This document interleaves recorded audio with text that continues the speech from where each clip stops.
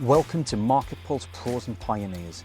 Each week, I talk with industry leaders on both marketing and entrepreneurship and business to find out all about their wins and failures in marketing right now. We'll hear all about successes and wins, and what's fallen flat so that you can take that knowledge and implement it.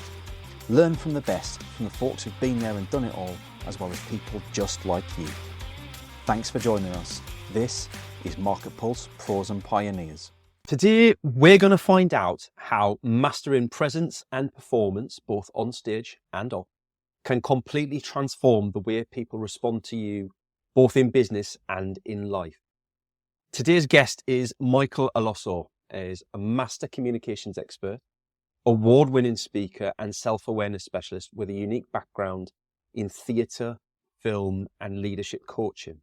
Over 20 years of experience coaching CEOs, executives and their teams, Michael has helped business leaders master presence, communication and authenticity. His You on Your Best Day program has transformed thousands of professionals by teaching them how to command attention, engage audiences and elevate their impact. He's a former theatre director and actor. I want to say that in my best British accent. Michael's ability to translate performance techniques into business communication has earned him numerous accolades, including multiple Speaker of the Year awards from Vistage International and TEC Canada. Michael, that is a very impressive bio. It's a pleasure to have you along for the show today. How are you? Well, thank you, Paul, for the best British accent, too. That's what I would expect. Do you know whose birthday it is today? It's Queen Elizabeth I's 497th birthday, and she looks great for her age. I mean, so with that weighty holiday that we're celebrating, I feel so honored that I'm your guest. It's great to be with you. I miss being in the UK. If I'm gone for a month, I feel like, I need to go back. And speaking with you, I feel like I'm back. It's nice to hear. It's nice to hear because I think sometimes that divide across the water is more than we deserve at times. There's a lot of, certainly East Coast America, as we were discussing before the show, New England. A lot of my friends in my local area would really appreciate the connections that we have across the pond to you guys. There's a lot of closeness there. I'm waving to you right now. I'm looking at the pond right outside my window. And so I'm waving. I hope you can see me.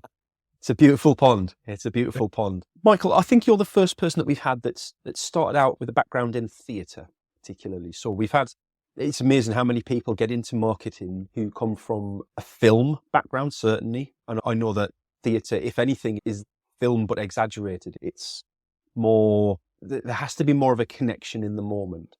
So if you would, I'd like to start back there in how you got involved in theatre in the first place. Is it always something that you wanted to do? I love what you said, Paul. Film but exaggerated or more, in a way, is more authentic. You say exaggerated. The incongruity of that statement is that it's more real. Exaggeration we generally think of as fake. The theater has to be real. You can't retake it. It is in the moment. There's an interaction with a live audience. So back in the day, rarely could an actor go back and forth between theater and film. Today, we see it happening quite frequently because actors are stronger and they're studying more. But you notice many film actors are eager to go back and do theater. Glenda Jackson, who's one of the most successful film actors, two-time Academy Award winner, outstanding British film actress, came back and did Broadway, last year. Everybody wants to come back because of the authenticity, the realness of it. And I think that's always what attracted me. Think about who I am, Paul. My parents were born in the US, but their parents were all born in Europe. And when they came to the US in those days, you were embarrassed to be from Europe. And what you did was you repressed any of your European heritage. So it was all about assimilation. It's very different now. My parents, their parents had to assimilate. Both my parents were born here, but their older siblings were not. And so it was about learning a language, assimilating. So my parents grew up in households of low self-esteem. Basically, people who did not feel they were worthy and worked hard because, there were nasty names. The U.S. has its history of intolerance. Everyone thinks what we're doing now is new. It's historical. And so I know my grandparents were such low self-esteem, hardworking people. And neither of my parents graduated from the 10th grade. So my dad tells a story. He started 10th grade, school finished the first day, and he went out and put on his football uniform to do football practice. And his dad appeared and he said, "Take that off. What are you doing? You have to come back and work on the farm." And he grabbed my dad by the ear, took him to the farm, and my dad never went back to school. Flash forward to they have 3 sons, and all they care about is that dream of educating their 3 sons. Now, I'm in the middle. I know that will shock you because I'm so normal that you would think, how could I be a middle child? I'm a classic middle child. And both my brothers are huge jocks, multi-talented athletes, multi-sports. And I was the kind of academic guy in the middle. Now, think about like if you grew up in Brighton. I grew up in a town called Arlington, Massachusetts, suburb of Boston, where everybody was either Irish or Italian. There were no Black people, no Jewish people. And if you didn't do sports and you were a boy, you were called pretty bad names. And so there I am, little skinny me, and everyone says, "Oh, you're going to play football like your brother Joe?" No, I really want to study and do student council and do theater.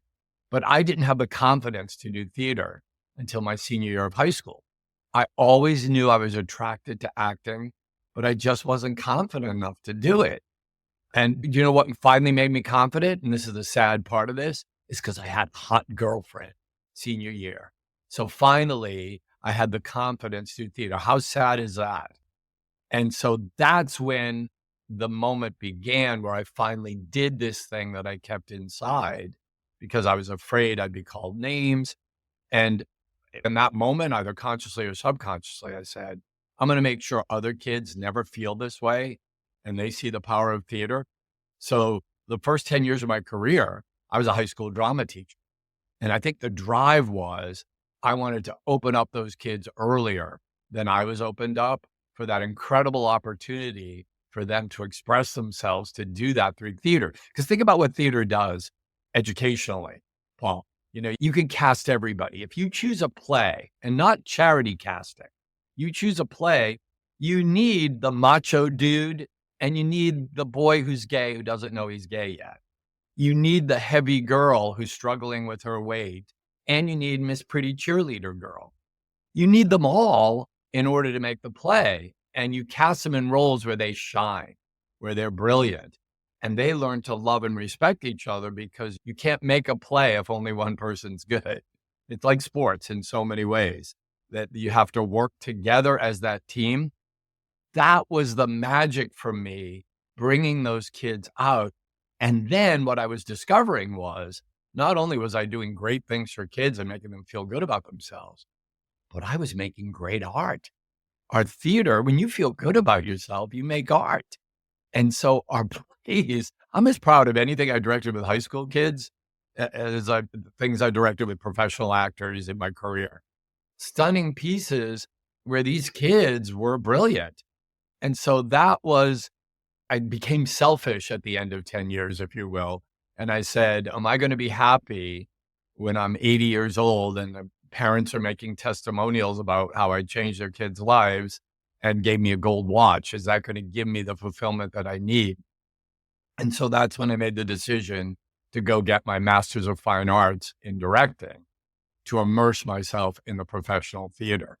The journey so it was always in there. Probably my mother said that I was dancing as a little kid, that I'd go out in the street and throw my shoes off and run through ponds. And I'm sure I didn't see Singing in the Rain with Gene Kelly when I was 4 years old doing that. But somehow I knew that's what I wanted to do.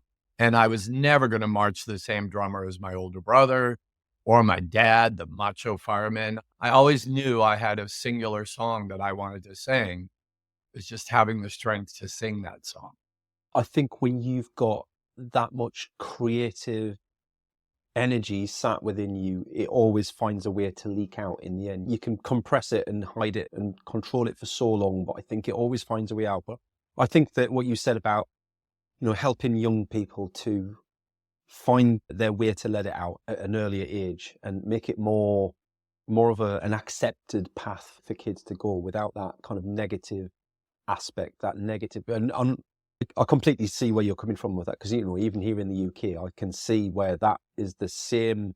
We maybe not, to use the same words we at the beginning, maybe not as exaggerated, maybe a little bit more acceptable, but not quite, if that makes sense. And the drama kids were always either one end of the spectrum or the other, right? It was always the kids that just wanted attention, or the kids that really needed to get a bit more attention but didn't quite dare and kind of sat there very quiet.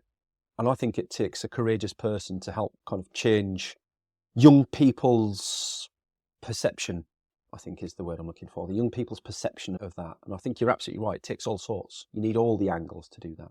Courageous on both ends, right, Paul? Because they were courageous to do it and be better. Think about the skills they were giving. Because when you direct high school kids, Paul, you can't miss a beat. So if they're going to say to you, Mr. Allosso, in scene 3, when I handed Paul the javelin, yesterday I handed him the javelin this way. Today I did it this way. Which did you think worked better? And if you're not paying attention, you're not honoring them the way you should. So they taught me I need to be on my toes. And that's where I developed my real critical faculty. That's my secret sauce. Be able to look at something and to tell you in great specifics what works and what doesn't work for it and how people are receiving it. They taught me how to use those skills. They forced me to use those skills. They demanded that I use those skills that I had developed by sitting as a little introverted kid, watching my brother and watching my dad in a house full of all this swagger, being quiet. I developed observation skills, and then I applied that to the kids. And so it was a mutual admiration society for sure. So then how did you find that transition from working with children and young people through to the more professional productions that you worked on in later years?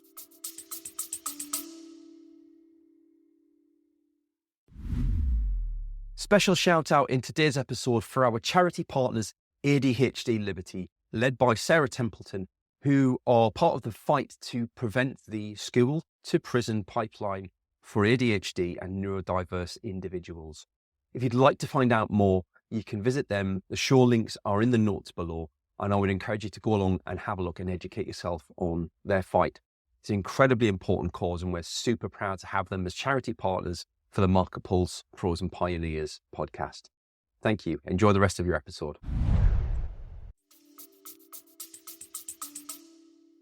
Yeah, it was, as I said, vanity. It was, man, I'm doing great stuff. I want to do this at a higher level. And I also knew that I'm a professional improviser. So I also knew there's an improv company in Boston that when I was teaching in high school, we had as a guest performer in our school. So these 4 hot actors came and did improv for the kids. And my eyes were bulging as I watched them, because the little Michael voice inside said, I can do this. I can definitely do this. So there was kind of a collision. You know how, whether you believe in God or the cosmos, sometimes things happen and you think there must be a reason. So my fireman dad, who is so strong, indomitable dad, never sick, never took a day off, Paul, from the fire station, showed up every day and was really proud of that. He was diagnosed with terminal cancer at the same time that my ideal marriage, the woman I married, the woman I lost my virginity with, the woman I went to the senior prom with, that our marriage fizzled pretty much simultaneously with my dad being diagnosed with cancer, terminal cancer. And so this guy who thought he was going to have 2.6 children and live happily ever after teaching drama, suddenly everything got challenged. And so I felt sorry for myself for about 5 minutes. And my friend Cheryl called me up one day and said, guess what? You know that improv company that came to your school? They want a replacement cast. They're casting 6 new actors. Pick up, get your energy going. I'm coming to get you, and we're going to this audition.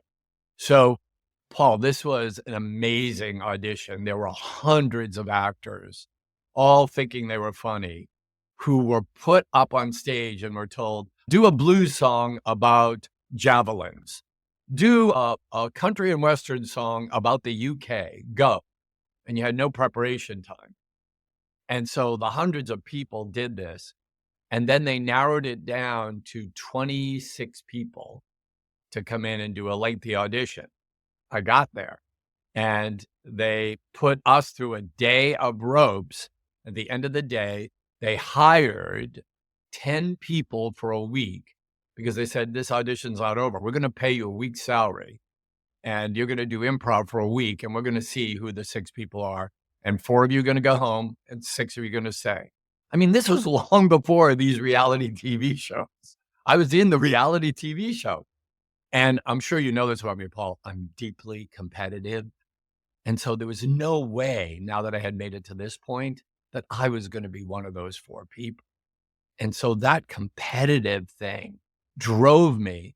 And I got cast as one of these 6 new professional improvisers for this company where you understand what professional improv is. You stand on stage, an audience comes in and you say, what's something you like to do in your spare time?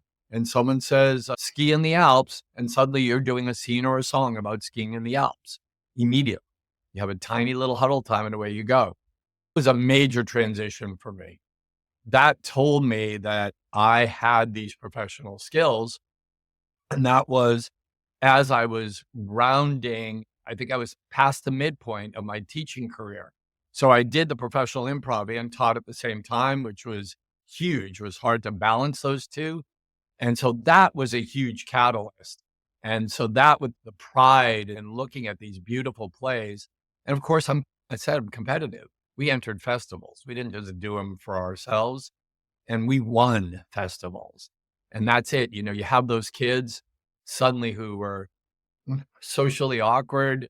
Suddenly they're going to drama festivals and winning. Transformational. I'm saying, if I can do that for kids, what can I do for adults so I can change the world so that more people are seeing these pieces of theater and are upping their joy, upping their commitment to a moment. Theater is magical. When you attend a play that's excellent, you leave the theater and your life has changed. I'm all about enriching lives. So I think that was sort of the recipe for what this move was for that. Because remember, chapter 1, high school drama teacher, chapter 2, Mr. Show Business. And I know where you're going. Chapter 3, like away we go. But you see how the first 2 steps made sense for who I was? Absolutely. And it's clear that from a young age, you knew what your why was, your why that we talk about this all the time now, your why. And it's a big part of this season, right? Like discovering what it is that makes you unique in your space. And it's rare to meet somebody, to be fair, that kind of, I guess, even if somebody had articulated it to you and said, why do you do what you do? You probably, at least at the early part of that, wouldn't have known why you do what you do, just that you enjoy it. It was a passion. Yes. And you were working on your passion. But it's clear now that, throughout that entire thing, that the one theme that kept you going was that the impact that you were having on other people's lives and your ability to transform what they were experiencing, what they were doing, how they were perceiving it through your arts, through the arts that you were helping other people with. And I think that's a beautiful gift to be able to give to people. You're right. Phase 3 is kind of where I'm most curious, because that feels like a career. All of what you've discussed feels like a lifelong career. At what point did you decide that you then wanted to help business owners? Like, how did you transition from a successful director, actor, all these award-winning productions? I can imagine you've had an amazing experience. You met some fantastic actors and performers. Why did you transition from that to business leaders? I believe when you are really excellent at what you do and you heighten the stakes, like you, one of the things I respect about you is that this podcast, as we prepared for it, was critically important to you. I didn't feel like you had anyone else in your life but me, that this was all about you and me creating this podcast and making it excellent so that your community would be lifted and enriched. So that's, in theater, we call that heightening the stakes. So if I'm coaching you and Leo in a scene, a father-son scene in a play, and I think you're sort of into it, I'll say, hey, Paul, come on, heighten your stakes. I believe when you heighten your stakes, magic happens, because people are very interested and in love with people who heighten their stakes. It's very charismatic, and people are smarter than you give them credit for. They do all the heavy lifting for you. I didn't decide, oh, I'm going to be a business coach. Others did. So think about it. High school drama teacher. You can imagine how committed and passionate I was. That first marriage fell apart probably partially because of my complete commitment to those high school kids. My rehearsal room door was always open, and parents would stray in and watch rehearsals. Paul, one of those parents turned out to be the corporate shrink of a major utility company in the UK and in New England. And I don't know how many years or months this was afterwards. He called me and he said, Michael, I watched how you coached my daughter Sabrina and her peers.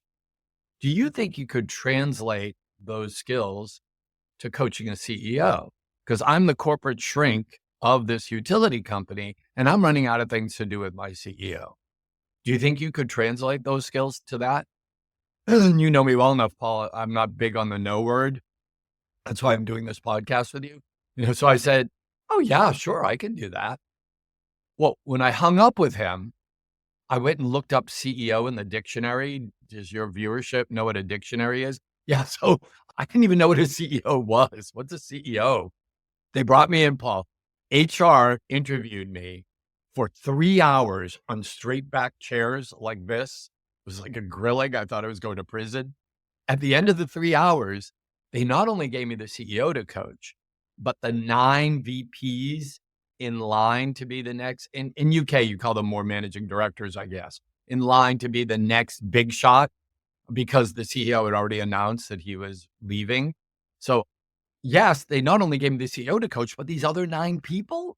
So all of a sudden, Mr. Show Business is coaching these 10 hotshots and telling them what to do. I had lots of imposter syndrome back then, but I kept plucking through and doing the things, coaching them the same way I'd coached actors.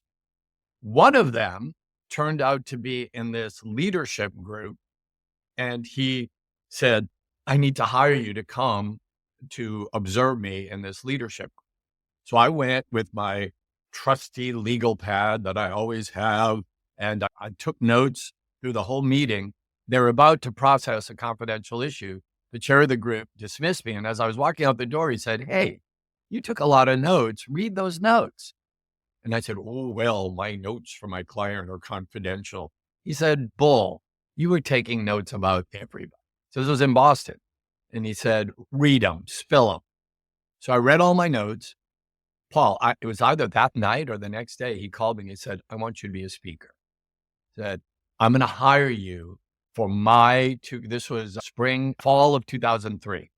He said, January 2004, you're going to lead off the year speaking to my 2 groups. I'm going to send you the paperwork. This was part of Vistage International that you talked about in my intro. And it's in the UK, and there are so many splinter groups. But basically, it's an organization that's worldwide that gets people, leaders of companies, to sit in a room.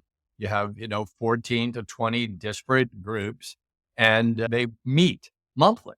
And I started on the speaker circuit of that January 2004 because of the goodness of this chair. He saw it in me. And I created You on Your Best Day overnight, my 35 secret weapons to help you be you on your best day overnight. When I say created overnight, I put it pen to paper overnight. This was something I was living my whole life. I simply translated what I had done in my career with kids, my career with theater. So you see how coaching executives is a collision of the educational theater world and the professional theater world. So those same skills that I had been working on in both of those, both for myself and in transferring those skills to others, was what I used for executives. And the rest is history. I did his first 2 groups. He went on this thing called ChairNet where he gossiped about me. Someone else picked me up. And before long, That's how I got to the UK so often. Hallelujah. It was because of that organization. And then other people met me and brought me in for other things. And here I am, all because of a high school drama rehearsal. So Paul, here's the thing. Why did I get to where I am? Because I don't believe in the 4-letter word just. I never said, it's just a rehearsal. They're just high school kids. It's a rehearsal. They're high school kids. I'm not just doing a podcast this morning. I'm doing a podcast with Paul. When you heighten the stakes, magic happens. This is one of my favorite conversations. I've thoroughly enjoyed this. A lot of people talk about personal brand these days, right? Personal brands become something a lot of people roll their eyes at. I don't want to be a thought leader. I don't want to be an influencer. I don't want to have a personal brand. And I think what you're proving to all of us is that we have a personal brand, whether we like it or not. And a personal brand is not something that you just have on LinkedIn. It's not something that you just have on any social media platform. It's how people perceive you when you're not in the room. It's how people you work with, your family, your friends, it's how you turn up. And I think you've very succinctly drawn a line under why that's important for all of us, in that how we do anything is how we do everything. And that's one of the core things I've always raised my kids on, right? You're going to go and train for football practice, you train, but train as if you're in a game. Don't train like you're here to pass some time for half an hour and it's fun. Train like you're in a game, because when the game comes, you don't want to make those mistakes. You want to make them now, but you won't make those mistakes now if you don't train hard. I'm going to apply that to lots and lots of things. So I love your philosophy around all of that. Talk us a little bit through you on your best day, if you would. Like, what are the... Sure. What's but the I'm core still to enjoying that? how we do anything is how we do everything. I love that. I can't claim ownership for that. I heard that somewhere else as well. All right, fair enough. And I'll be glad to talk about you and your best day. The people who are nervous about being thought leaders, maybe translate it to action leader, because you and your best day, what's real important to us as directors, as actors, is the word objective as a noun, not as an adjective. So most of my coaching starts with, what's your objective? So I did that with you this morning. I said, what's the objective of this podcast?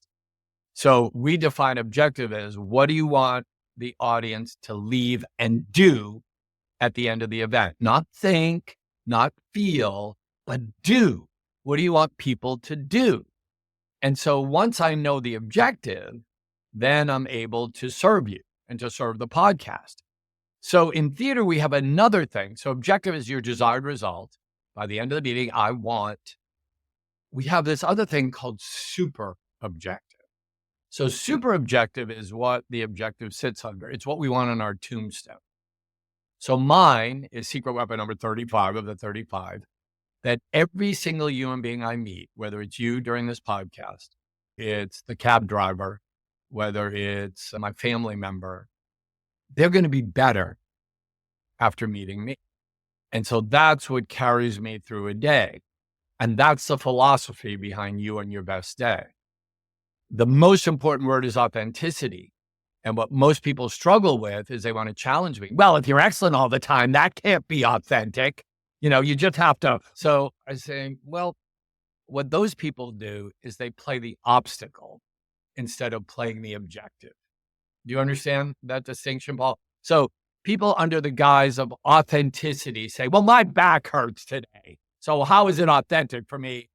Okay, Mr. Krabby, your back may hurt. That's the obstacle. What's your objective? What's your authentic objective? My objective is for my team to produce today. They got to produce. Well, can we think about the tactics you need to create authentically to get your people to produce? And whining about your back is certainly not one of them. It's all you have to do is go to a restaurant once and have the server come to you and say, oh, I'm so tired. You're my last table. I can't wait for this day to be over. To realize that, wait a minute, why would anyone bring an authentic self that's bad to someone else? What is the point of it? Why would you do that? It takes the same amount of energy to bring your best authentic self. It's not an energy difference. What are all those cliches about how many muscles it takes to frown and how many muscles it takes to smile? And so seeing underachieve, seeing people achieve and create magic in a room, seeing that balance tells you what you want to do. So what I strive to be is my best every day. Now, am I perfect? Far from it. It's not about perfection at all. It's about clarifying an objective and then going after it with your whole heart and soul. And so when I realized that people play the obstacle pretty regularly, well, I think 2008. So 2008, so I coach a lot of construction teams. So this is a typical conversation, Paul. The owner of a construction company would say, wait a minute, Michael, I just laid off 4 people today. So you expect me to go in all Michael Allosso happy tomorrow? How is that authentic? So I take my chill pills and I breathe and I ask questions. Is your authentic objective tomorrow to make the people left standing mourn the people that you just laid off? Is your authentic objective tomorrow to make the people left standing nervous that they're the next ones that are going to be fired? No. Or is your authentic objective tomorrow to make the people left standing do the same amount of work they've always done, if not more, for the same amount of money, if not less, so that you can get your company out of this thing and start putting food on people's tables? Yeah, that's the authentic human being that you bring to the workplace. That's you on your best day. Think theater, Paul. So we're doing a play, and today's the first rehearsal of the play. And you get your script and it says, Paul walks across the stage drunk, approaching Michael. And so you come up and you go, how are you? I go, ugh, Paul, what are you doing? That's so fake. And you say, well, Michael, the script says that I'm drunk. Paul, when you're drunk, what usually is your objective? What are you usually trying to get people to think? Usually people are trying to show that they're not drunk, that they're able, I've been in pubs in the UK. You guys should know this better than us. It's like, no, you don't play drunk. Playing drunk is playing the adjective. You play the action. So what you and your best day is all about is creating a series of actions with intentionality every day that heightens your excellence. Rather than playing the obstacle, we know what the obstacle is. Let's play the action. Let's play the objective and come up with tactics that help us win that objective. And all my training when I do You and Your Best Day programs is always going to include a little bit of improv, a little bit of theater, because it's about going outside your comfort zone. Why would you want to do the same thing you've always done? Why would I want to stay a high school drama teacher my whole life? Why would I want to stay a professional director, choreographer my whole life? It's always about yes and improv. So yes, you are a crabby, serious CEO. Okay, fine, I accept that. And what else? So yes, and is the core of improv, Paul. So if I'm doing an improv with you and I say, ooh, Paul, there's a spider on your shoulder. You can't say, no, there isn't. You have to say, oh yeah, it's my friend Phil. You want to meet him? Or you have to say, get him off.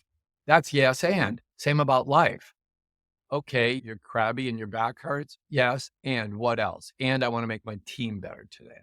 Yes, I'm a coach, one-on-one coach of executives. Yes, and I want to do workshops and keynotes and do creative events that make people come to life more. It's yes, and. I don't do subtraction. I only do addition. Michael, I've thoroughly enjoyed the conversation from one end to the other. I think we could probably do another 3 or 4 hours quite easily. Easily. I love running these podcasts because I kind of feel that way about a lot of my guests. We have some phenomenal personalities on. One last question for you then before we wrap things up today, which is the word on everyone's lips right now is AI, particularly ChatGPT, digital tools. And I'd imagine, coming from a theatrical background, you have some very specific, strong feelings on the subject and how it's used and trained. With the rise of AI, what do you think leaders should be doing now to make sure that their communication evolves to come in line with that AI? Like, what are the pitfalls that you'd like to see them avoid, and how can they really excel at what they're doing? Don't forget, So what I'm seeing happening is what happens in my own team. I have a whopping 4 employees. And so I give an assignment. Wendy, she's in San Francisco. She's my steerer of the ship. She hands the thing back to me and I say, "Oh, you used ChatGPT for this, didn't you?" And she said, "How'd you know?" ChatGPT is wonderful and I want you to continue to use it. Yes, and. And when Wendy's on her A game, she takes the ChatGPT and Wendy's it up and she adds that humanity. So even though that's a simplistic example, that's the answer to your question. Human beings, I believe, and call me naive, will never go out of style. We were always going to be needed. That's my passionate belief. And if we reject technology under some provincial thing that no one is better than a human being, well, how silly is that? I wouldn't even find my way from here to my next gig. I use technology all the time. Look what we're doing right now, the magic of speaking across the pond like this. It's yes and. How do we embrace all the new technology and always, not sometimes, always dose it with humanity? How can you create recipes that include the technology and the humanity to give you your distinct voice? Now, in order to do that, you need to know what your core values are. You need to know what your super objective is. What are you, why are you on this earth? What is the difference you want to make? And then that's what you inject in the human being. If you have people who know how to use the technology and insert their personality as well, think about that dynamic recipe you have for success. So I'm all in. Technology is certainly one of my weakest things. You always have to know what you're weak at so that you have other people helping you. And I do, and I embrace the technology. I embrace that I need to know more, and I use it to make me better, deleting me. I never want to remove me from the recipe. You and your best day, from me, my brand is me. And that's why it's kind of circular. And I know you did this on purpose because you're so brilliant. That initial conjecture you had about people rejecting and want to have their own brand. If you don't understand what you stand for, how do you know how to modulate technology? If you don't know who you are, then the technology is going to take you over rather than you're embracing the technology and using it to augment you. Make sense, Pablo? It's a beautiful summary. I love it. Thank you very much, Michael. It's been a genuine pleasure to have you on the show today. Thank you very much for taking the time. And if folks are listening along and they'd like to learn more, maybe they'd like to hire your services or just understand your methodology a bit more, how can they best contact you or find that information out? Yeah, go to my website, youandyourbestday.com. I'll tell you, a lot of my UK brothers and sisters link in with me. I don't know if I ever told you this. I do a different outgoing voicemail message every single day. I've been doing that for about 45 years, 2 of them, one on my cell phone, one on my home office. Yeah. So I create 730 different outgoing voicemail messages every year of my life. It's one of the ways to keep me creative. So Wendy, the heretofore mentioned Wendy, I hired her in 2020. She's, by the way, a former drama student of mine. That's how I met her. I met her when she was 13 years old. She lives in San Francisco. And when I hired her in 2020, she said, "You're so dumb, man. Like these messages that you've been creating, they get erased the next day. I'm going to chronicle them, put them in a library, and I want you to video them. You pick one of the two, either your cell phone or the home phone. You're going to video them as you do them, and we're sending them out to your universe." So that put more pressure on me to actually look half decent when I do it. Think about what locale I'm in.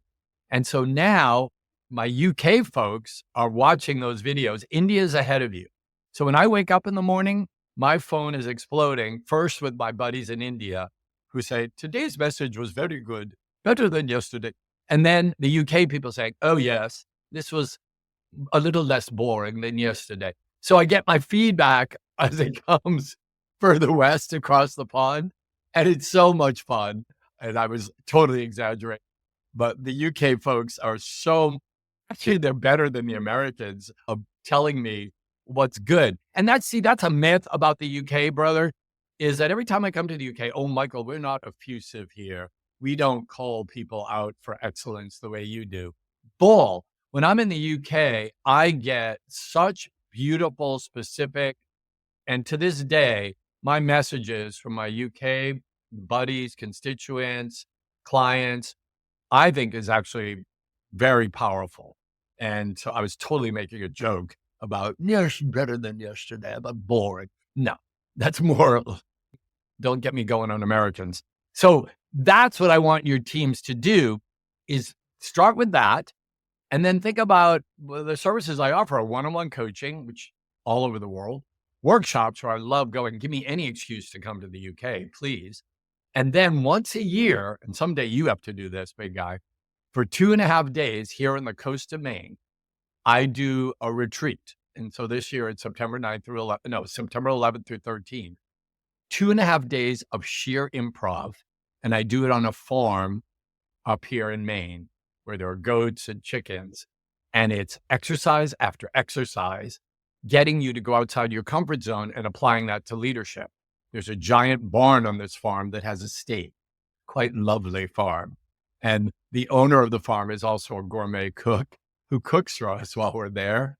So it's this incredible adventure for 2.5 days that really is me at my best, where I pull out everything, that collision we talked about, all the careers, and then people take that and apply it to their life, their career, a book they're writing, the workshops they're leading. Thank you for asking me that, Paul. Super sweet of you. I'm so pleased that we had you on as a guest today, Michael. It's brought such a smile to my face, and it's really, I've genuinely enjoyed the conversation. Lovely to have you along. Thank you very much. And you are absolutely welcome to come back for a round 2 at some time as well.